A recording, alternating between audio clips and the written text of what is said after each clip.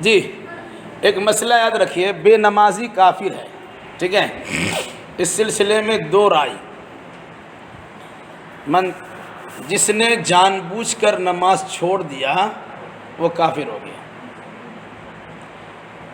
علماء کی دو رائے اس سلسلے میں ہے۔ اکثر علماء، سارے لوگوں نے یہ کہا، سارے علماء نے، اگر کوئی آدمی نماز کا انکار کرتا ہے یا نماز کی تخفیف کرتا ہے، نماز کو اہمیت نہیں دیتا ہے، جان بوجھ کے چھوڑتا ہے، اس کے کافر ہونے میں شک و شبہ نہیں۔ لیکن ایک آدمی نماز کو صحیح سمجھتا ہے لیکن سستی اور کاہلی کی بنیاد پر نماز نہیں پڑھتا ہے، اس کے بارے میں کیا فتویٰ ہے؟ تو دوسرے علماء نے کہا کہ اس پر بھی کفر کا ہی فتویٰ لگے گا۔ صحابہ میں سے سارے صحابہ کا یہی فتویٰ تھا کہ اگر کوئی انسان جان بوجھ کر نماز چھوڑ دیتا ہے تو وہ انسان کافر ہو جاتا ہے۔ اس میں یہ بات نہیں تھی انکار کرے گا تب کافر ہوگا یا سستی چھوڑے گا تب کافر ہوگا، ایسا کوئی ذکر نہیں ہے۔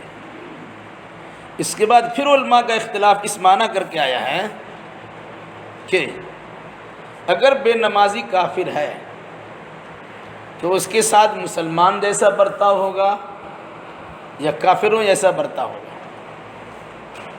اگر کافروں جیسا ایک برتاؤ کریں گے تو ان کے سارے معاملات میں کافروں جیسا برتاؤ کرنا ہوگا۔ ایسا نہیں ہے کہ جس میں ہم کو اچھا لگا ان کو کافر مان لیا، کافروں جیسا برتاؤ کیا، اور جہاں اس کی زد ہمارے اوپر پڑتی ہے تو وہاں ان کے ساتھ مسلمان جیسا برتاؤ کر لیا۔ ایسا نہیں چلتا۔ اب اس سلسلے میں فتویٰ یاد رکھیے، کس پیر صاحب کے نام پہ مرغا کھایا جاتا ہے؟ بڑے پیر کا نام کیا ہے؟ ان کا نام کیا ہے؟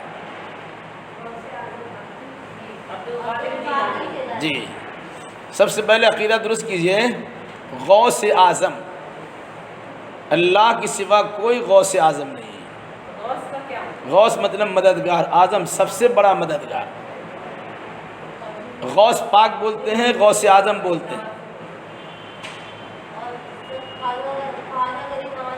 غوث اعظم یا غوث پاک بولتے ہیں، یہ اللہ کے سوا کسی کو نہیں بولا جا سکتا۔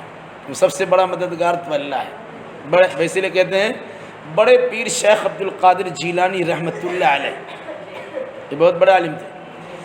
انہوں نے اپنی کتاب غنیۃ الطالبین میں لکھا ہے کہ جو آدمی نماز نہیں پڑھتا ہے اس کو 3 دن تک نماز پڑھنے کو کہا جائے گا۔ 3 دن تک اس کو نماز پڑھنے کی تاکید کی جائے گی، سمجھایا جائے گا۔ اگر وہ 3 دن سمجھانے بجھانے کے بعد بھی نماز نہیں پڑھتا تو اس کو دین سے پھرا ہوا مرتد سمجھ لیا جائے گا۔ اور جب مرتد کوئی انسان ہوتا ہے تو حدیث من بدل دینہ فاقتلوہ، جو انسان اپنا دین بدل دے اس کا 6 انچی چھوٹا کر دو، یعنی اس کی گردن مار دو، قتل کر دو۔ جو انسان دین سے پلٹ جاتا ہے، مرتد ہو جاتا ہے، اپنا دین چھوڑ دیتا ہے، کافر مشرک یہود و نصارہ کوئی اور بن جاتا ہے، اس کو روئے زمین پر رہنے کا حق نہیں ہے، اس کی گردن مار دینے کا حکم ہے۔ لیکن عام آدمی نہیں مارے گا، یہ حکومت کا کام، اسلامی حکومت ہو وہاں یہ فیصلہ ان کے ساتھ کیا جائے گا۔ عام آدمی لگے کافر ہو گیا ہم اس کو مار دیتے ہیں، ایسا نہیں کر سکتے۔ ایک بات تو انہوں نے کیا لکھا کہ 3 دن تک سمجھایا بجھایا جائے گا۔ نماز پڑھنا شروع کیا تو الحمدللہ، اور اگر نہیں پڑھنا شروع کیا تو اس کو مرتد سمجھ کر قتل کر دیا جائے گا۔ ایک بات۔ دوسری بات، وَلَا يُصَلَّ عَلَيْهِ، ایسے انسان کی نماز جنازہ نہیں پڑھی جائے گی۔ کافر ہو گیا، قتل کر دیا جائے گا۔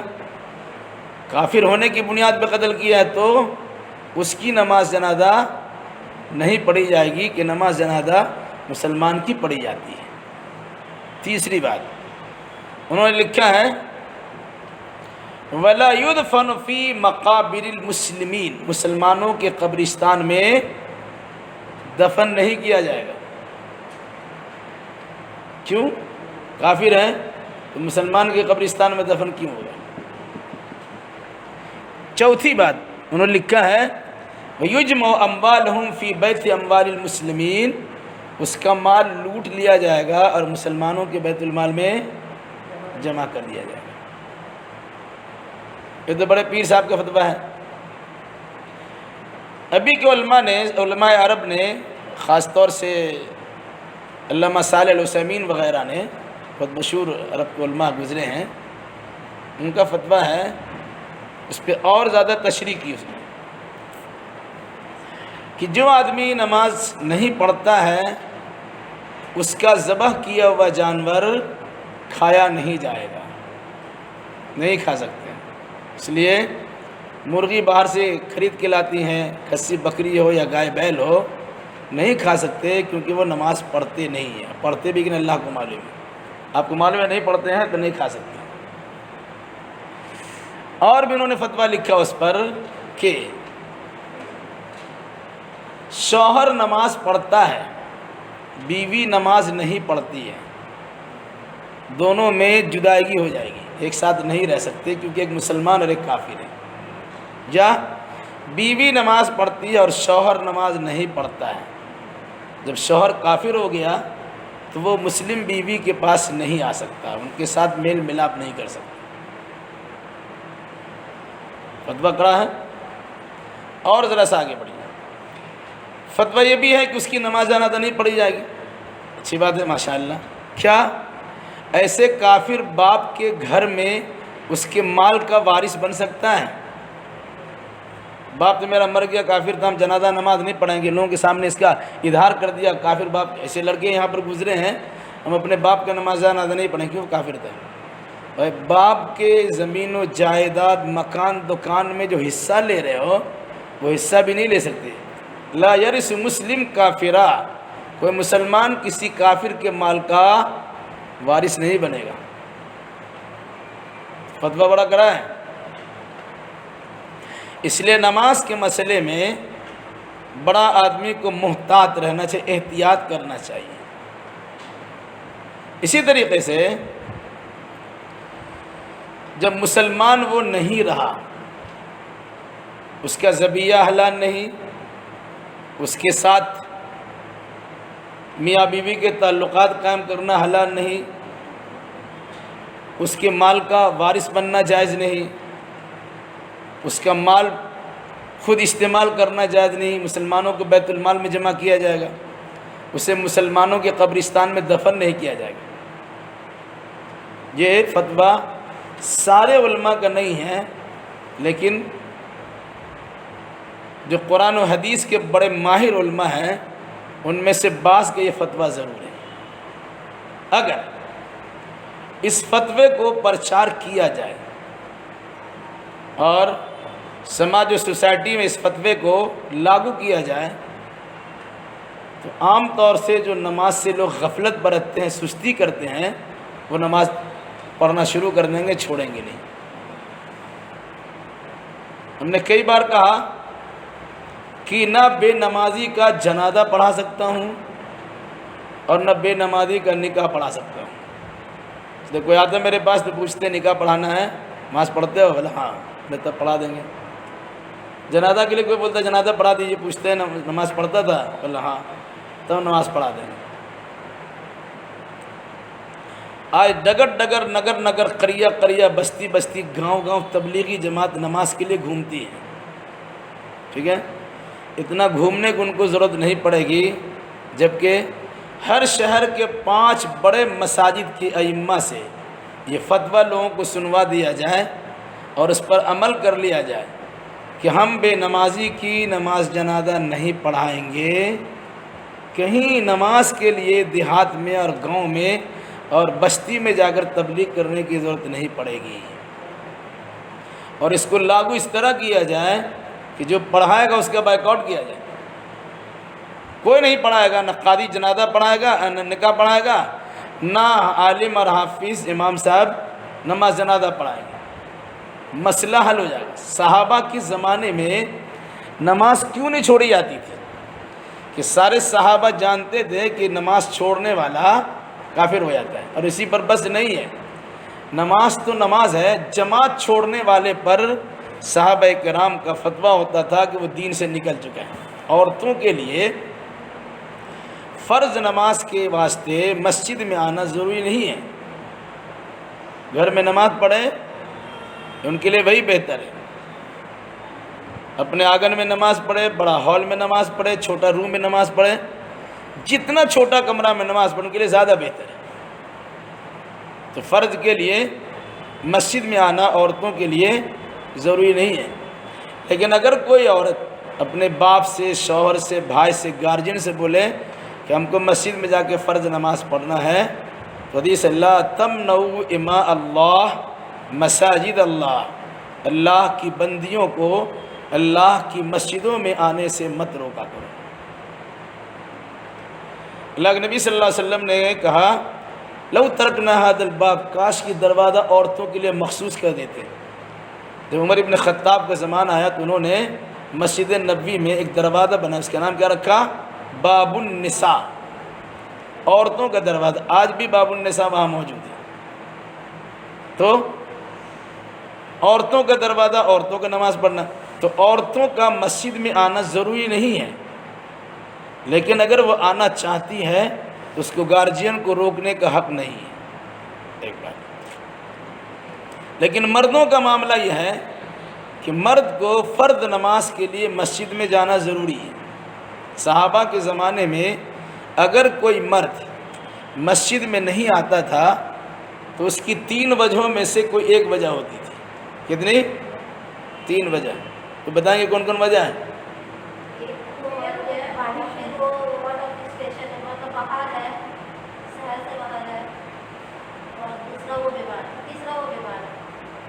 دو 3 کیا ہوا؟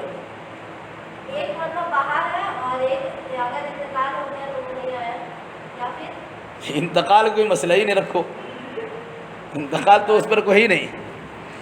جو آدمی زندہ ہے وہ مسجد میں نہیں آتا، صحابہ کرام ان پر 3 وجہوں میں سے ایک وجہ مانتے تھے۔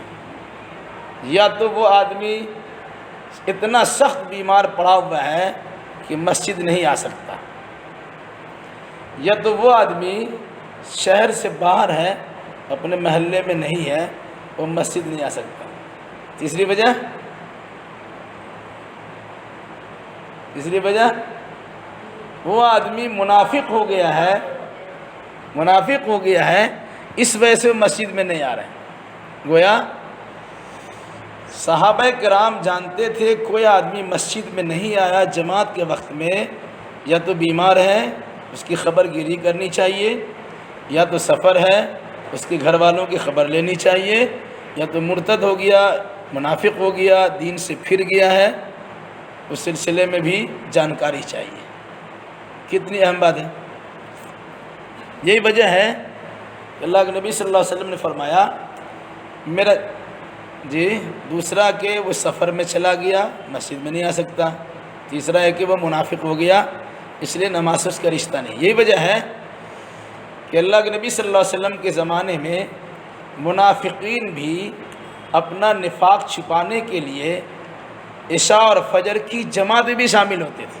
حدیث ہے کہ عشاء اور فجر کی جماعت، عشاء اور فجر کی نماز منافقوں پہ بڑی بھاری ہوتی ہے، کیونکہ عشاء کے وقت میں نیند آتی ہے اور فجر کے وقت میں انسان سوئے رہتا ہے، نیند کھول کے آنا پڑتا ہے۔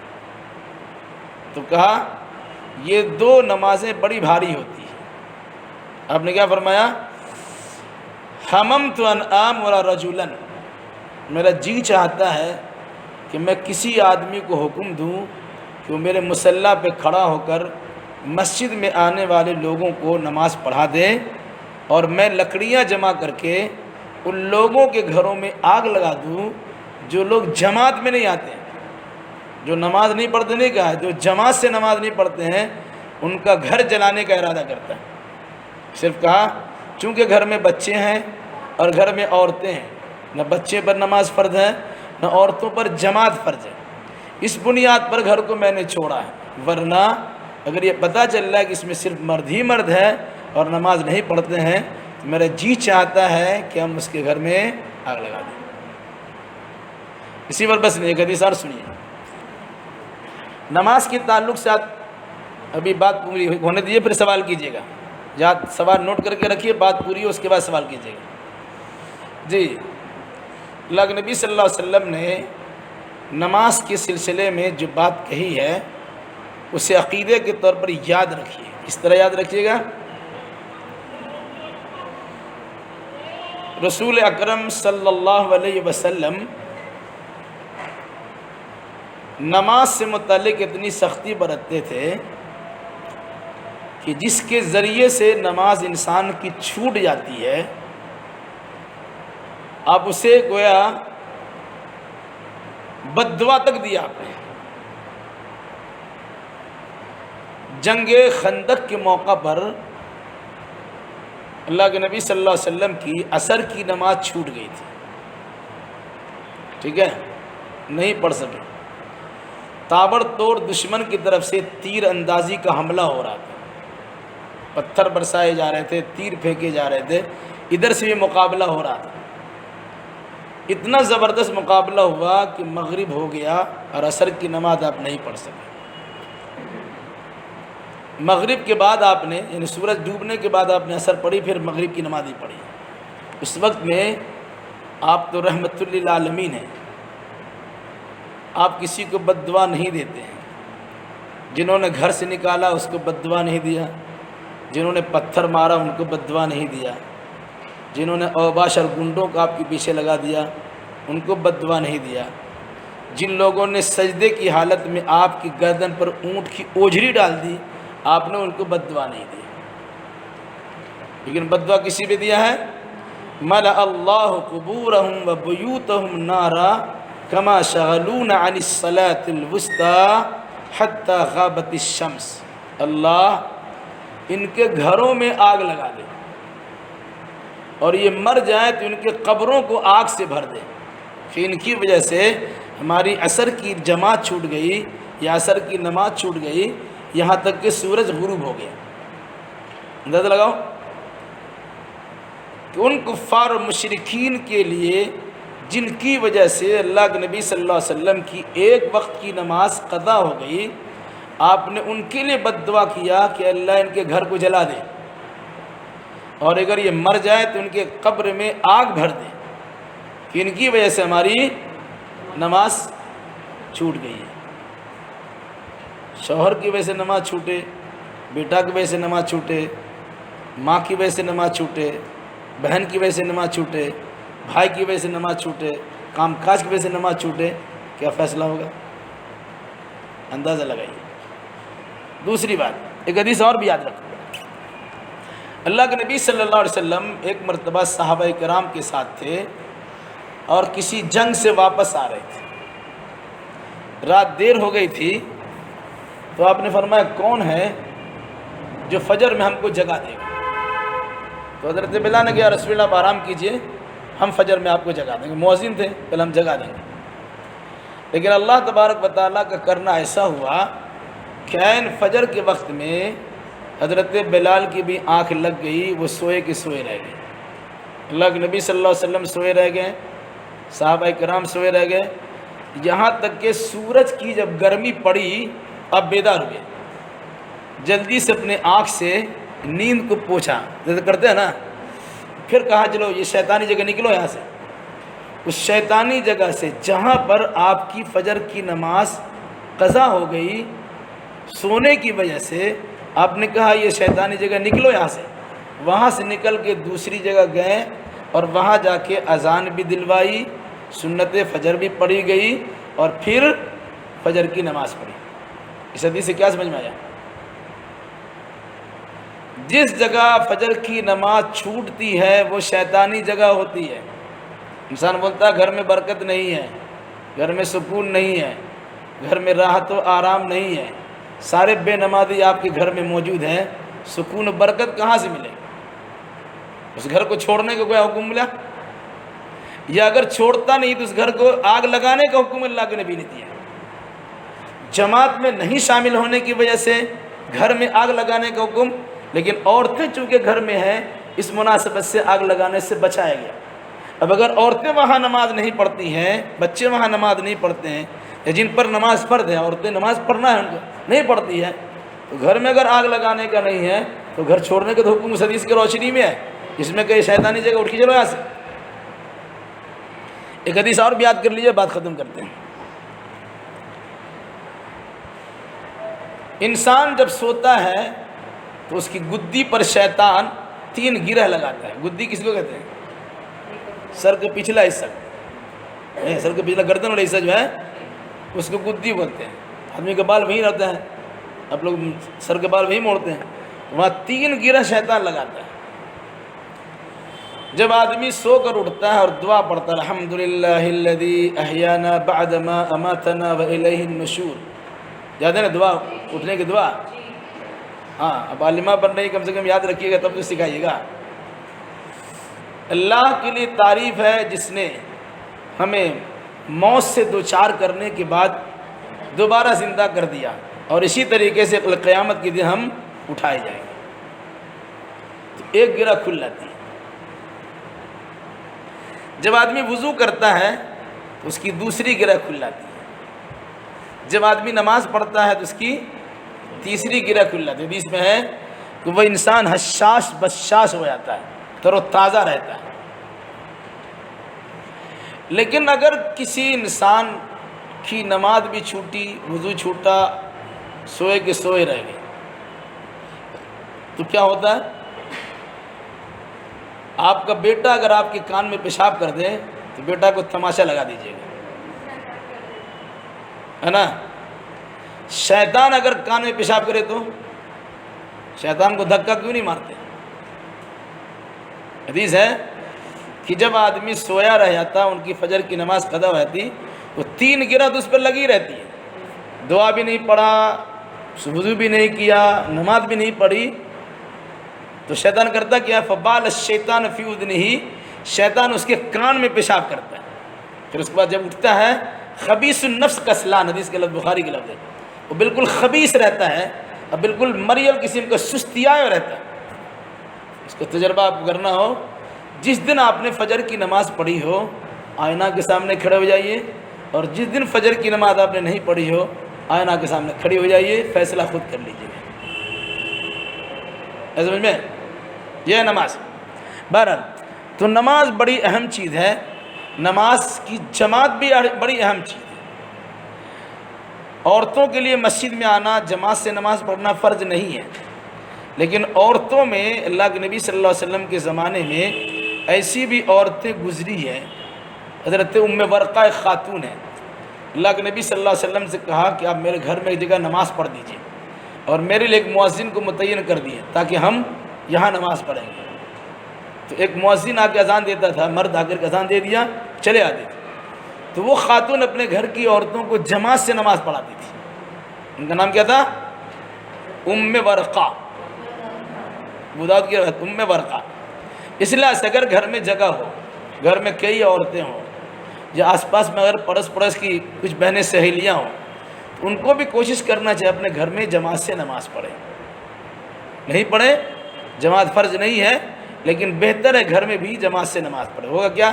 آپ کو نماز پڑھنا آتا ہے، آپ کی دیکھا دیکھی دوسرے نماز پڑھنا بھی شروع کریں گے، اور اسی طریقے سے سنت رسول کے مطابق اگر آپ نماز پڑھیں گی تو آپ عملی طور سے اپنی بہنوں اور سہیلیوں اور رشتہ داروں کو نماز کا پریکٹس کروا سکیں گے۔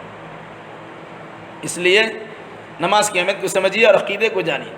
اگر کوئی آدمی بے نمازی ہوتا ہے تو صحابہ کرام متفقہ طور سے اس بے نمازی کے بارے میں فتویٰ دیتے تھے کہ وہ کافر ہو گیا۔ دوسری بات، اب کافر ہو گیا تو اس کے ساتھ اتنا ہی پر معاملہ کیا جائے گا۔ اکثر علماء نے کہا کہ زبان بند کرو، کافر کہہ دو، اس سلسلے میں زیادہ مسئلہ مت بیان کرو۔ لیکن بات کی دوسرے علماء نے کہا کہ نہیں، مسئلہ نہیں بتلاتے ہیں، اسی وجہ سے آدمی نماز چھوڑتا ہے اور غفلت و سستی میں پڑا رہتا ہے۔ اگر ان کے ساتھ تھوڑی سختی برتی جائے گی، جس طرح صحابہ کے زمانے میں سختی برتی جاتی تھی، اس زمانے میں کوئی نماز چھوڑتا اڑتا نہیں تھا۔ تو آج ہمارے یہاں نماز چھوڑنے کے نتیجے میں سستی ہوتی ہے۔ اگر گھر میں ہم نے نماز کا ماحول نہیں قائم کیا تو پھر گھر میں سکون اور راحت نہیں ملے گی۔ اگر اپنے رشتہ دار میں نماز کو قائم نہیں کیا تو نماز نہیں قائم کرنے کے نتیجے میں رشتہ داروں کے درمیان جو الفت و محبت ہونی چاہے وہ نہیں رہتی۔ بہرحال اس چیز کو بطور خاص یاد رکھیے، اور ان چیزوں کو مد نظر رکھیے کہ ایسا تو نہیں ہے کہ ہمارے نماز نہ پڑھنے کے نتیجے میں ہم تو گئے اور خود تو ڈوبے ہیں صنم، تم کو بھی لے ڈوبیں گے، ہم تو جہنم میں جا ہی رہے ہیں، تم کو بھی جہنم لے جائیں گے۔ اس لیے گزارش یہ ہے کہ خود نماز کا پابند ہوئیے۔ کسی پر نماز کے چھوڑنے پر کفر کا فتویٰ لگانے سے پہلے آپ نماز کے اتنے پابند ہو جائیے کہ پھر آپ پر انگلی نہ اٹھا سکیں، ایک بات۔ دوسری بات، صرف ایک مسئلہ کو بتا کے خاموش مت رہیے۔ اگر آپ نے کفر کا فتویٰ دیا ہے اور اس کی نماز جنازہ آپ نے نہیں پڑھی ہے، اس سے رشتہ ناتا توڑ لیا ہے، تو اگر باپ ہو تو اس کی وراثت نہیں ملے گی، شوہر ہے تو وراثت نہیں ملے گی، بیٹا ہے تب بھی وراثت نہیں ملے گی، ماں ہے تب بھی اس کی وراثت ترکہ میں حصہ نہیں ملے۔ کیوں نہیں ملے گا بھائی؟ وہ مسلم ہے، ہم کافر ہیں، یا ہم کافر ہیں، ہم مسلم اور وہ کافر ہیں۔ حدیث ہے کافر مسلم کا اور مسلم کافر کا وارث نہیں بن سکتا۔ اللہ ہمیں اور آپ کو اور تمام مسلمان بہنوں اور بھائیوں کو دین کی صحیح سمجھ عطا فرمائے۔ اقول قولی ھذا واستغفر اللہ لی ولکم ولسائر المسلمین، وآخر دعوانا الحمد للہ رب العالمین۔